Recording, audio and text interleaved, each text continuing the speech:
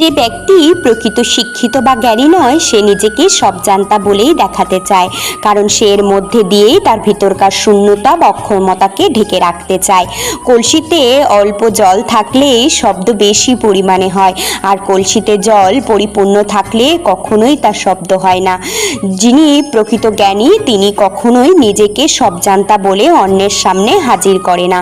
তিনি বুঝতে পারে জানা বা শেখার কোনো শেষ হতে পারে না, কোনো মানুষই সব কিছু জানতে পারে না। প্রতিদিনকার মতো তুলসীতলায় প্রণামটা সেরে তারপরেই বাসি কাজে হাত দিয়েছিলাম। কিছু ভিজে জামা কাপড় ছিল বাইরে মেলে দিয়ে, ছেলেকে একটু টিফিন করে দিয়ে আমি দুটো ব্রেড দিয়ে খেয়ে নিয়ে দুপুরে রান্নার জোগাড়যন্ত্রী করতে লেগে গেছি।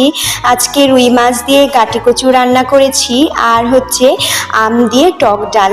ভীষণই ভালো লাগে কিন্তু 12 মাসে আম দিয়ে টক ডাল খেতে। তা রান্নাবাড়ি সেরে তারপরে দুপুরের খাওয়া দাওয়া থালা বাসন মেজে ঘর বারান্দা ঝাড়পোছ করে নিলাম।